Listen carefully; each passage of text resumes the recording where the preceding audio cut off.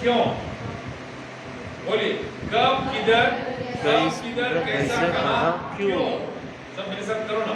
कब, किधर, कैसा, क्यों? ऐसा करो, क्यों? हाँ।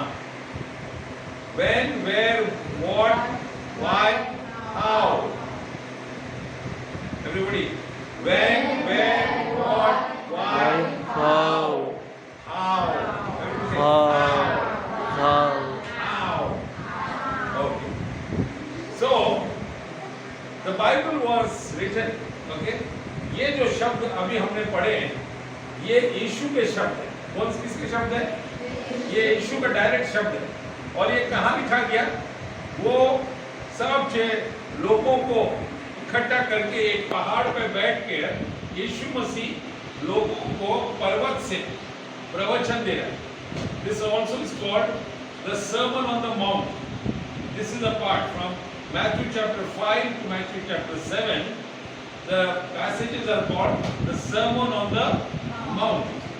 Those days, उस समय लोगों के पास लाउड स्पीकर माइक नहीं था, तो यीशु मसीह क्या करता था?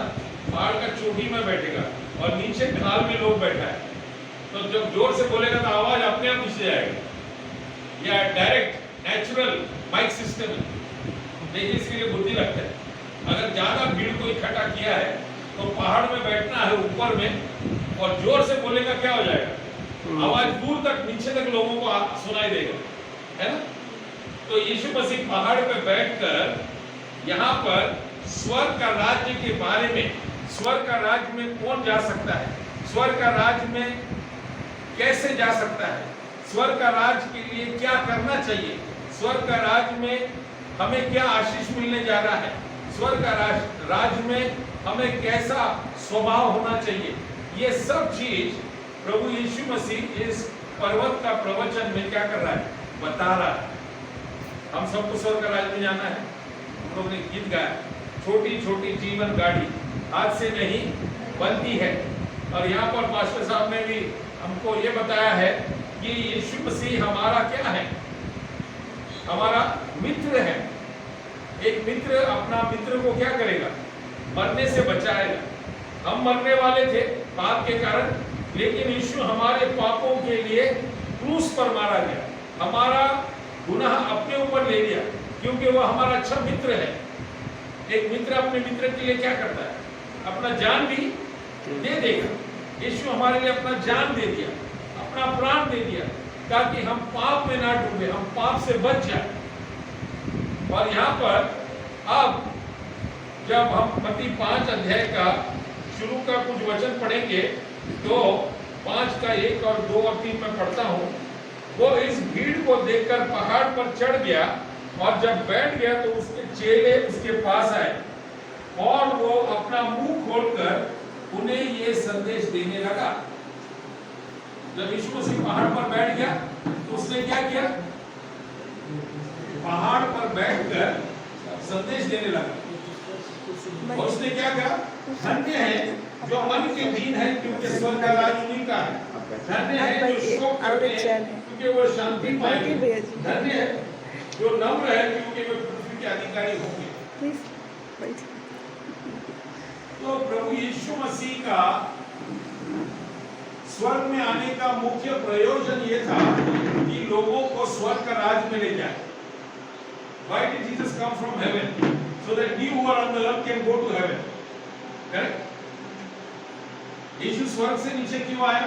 ताकि जो लोग पृथ्वी में हैं, जो पाप में हैं, उनको पाप से निकालकर वो स्वर्ग में ले जाए।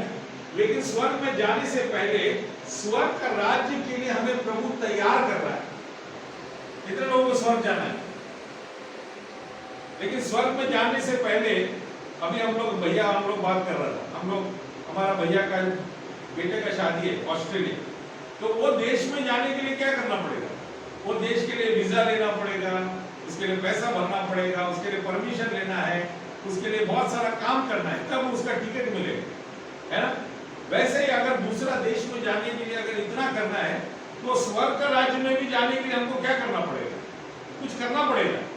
उसके लिए हमारा मन ठीक होना चाहिए, उसके लिए हमारा सोचना ठीक होना चाहिए, उसके लिए हमारा स्वभाव में पाप नहीं होना चाहिए, अगर पाप है तो हम स्वर्ग राज्य में नहीं जा सकते. If we have sin in our life, then we cannot enter the kingdom of God. We have to get rid of sin. Okay?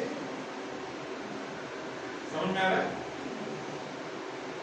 अगर आपको स्वर्ग का राज्य में जाना चाहिए तो स्वर्ग का राज्य, स्वर्ग में सब कुछ पवित्र है, शुद्ध है, क्योंकि परमेश्वर पवित्र है तो उसका जगह भी पवित्र होगा. बराबर है ना? अगर परमेश्वर पवित्र है, वो राजा है, तो उसका जगह भी क्या होगा? पवित्र होगा. और अगर उस पवित्र जगह में जाना है तो हमको भी पवित्र होना है. आप देखेंगे जब हम लोग इस भवन में आए तो सारा लोग अपना जूता चप्पल बाहर रख के फिर आया. अगर इस भवन में, पवित्र भवन में आना है तो अपना जूता चप्पल क्या करना पड़ेगा? बाहर निकाल कर फिर अंदर आना है. वैसे ही स्वर्ग का राज्य में अगर हमको प्रवेश करना है तो हमारा अपना जूता चप्पल जो भी हमारा जीवन में गंदगी है उसको क्या करना है? बाहर रखना है और फिर पवित्र भवन में आना. तो शरीर में तो हमारा जूता चप्पल हम लोग ने निकाल दिया, लेकिन हमारा मन में जो बुरा बात है उसको कैसे निकाले? इसीलिए यहां पर प्रभु यीशु मसीह छोटा कहानी में बात कर रहा है. क्या कर रहा है? कहानी में बात कर रहा है. इसको बोलता है दृष्टांत. Jesus spoke in a parable. You know what is a parable? Parable is an earthly story. Okay, an earthly story with a spiritual moral. Okay, what you call spiritual moral. और हिंदी में बताता हूं, एक संसारिक कहानी जिसमें एक आत्मिक सच्चाई है. एक दृष्टांत क्या है? एक संसारिक, एक दुनिया का बात को लेकर उसमें आत्मिक सच्चाई प्रभु बता रहा है. बराबर? अभी हमारा भैया कुछ गेम्स खेल रहा है, कुछ वचन लिखा है, कुछ स्टोरी बना रहा है, तो हर चीज में क्या कर रहा है? वो एक आत्मिक सच्चाई लोगों के पास पहुंचाने का क्या कर रहा है? कोशिश कर रहा है ना? अभी जो कुछ हम बोल रहे हैं उसके पीछे कुछ कारण है. आप बोल रहा है ये भाषा के क्या बता रहा है, हमको समझ में नहीं आ रहा. तो वही तो हम समझा रहा है कि जो हम बात बोल रहा है उसके पीछे एक आत्मिक सच्चाई है. पुराना नियम दर्शन में बात करता है, लेकिन नया नियम आत्मिक सच्चाई को बता रहा है. पुराने नियम में मूसा ने क्या किया? एक मेमने को मारकर उसका लहू दरवाजे के पट्टी पे लगा दिया. और जब स्वर्गदूत अंदर मृत्यु का दूत घूम रहा था, जिस घर पर लहू लगाया है वो घर में मृत्यु नहीं आया, वो चला गया. अब यीशु मसीह नया नियम में क्या हो गया? खुद वो मेमना बन गया. उसका लहू जिसका जीवन पर है उसको शैतान छू नहीं सकता. उसका जीवन से मृत्यु क्या हो जाएगा? अलग हो जाएगा. If Jesus' blood is on your life, can death come over your life? Can sin, can disease affect you? No. Because the blood of Jesus covers and protects you from every wrongdoing.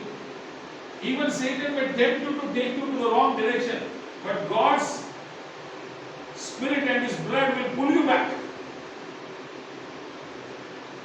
अगर आप गलत करने का इच्छा भी रखेगा, लेकिन अगर आप प्रभु का बच्चा है तो प्रभु क्या करेगा? वहां से वापस आपको क्या करेगा?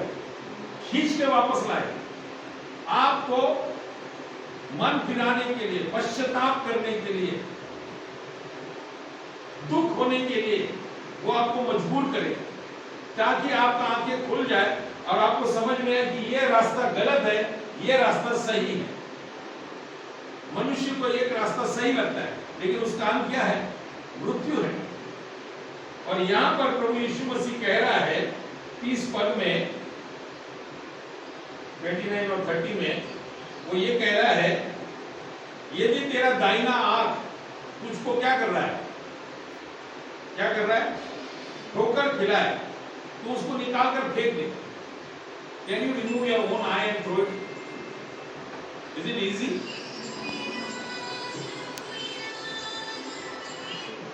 Then he's giving one more example. If your right hand is causing you to do wrong things, cut it off.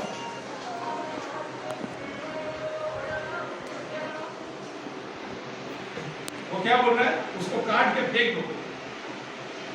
अब मुझे बताओ, प्रभु का पीछे चलना इतना आसान नहीं है। If you want to be a follower of Jesus, how many of you love Jesus? कितना लोग यीशु से प्रेम करते हैं?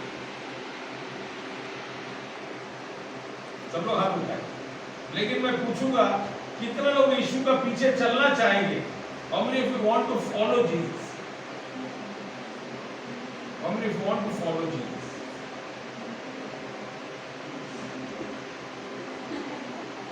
Like this it should. Not 50%, full. Correct?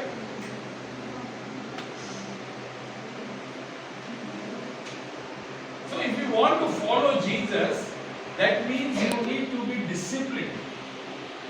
अगर आपको यीशु के पीछे चलना है, एक विश्वासी बनना है,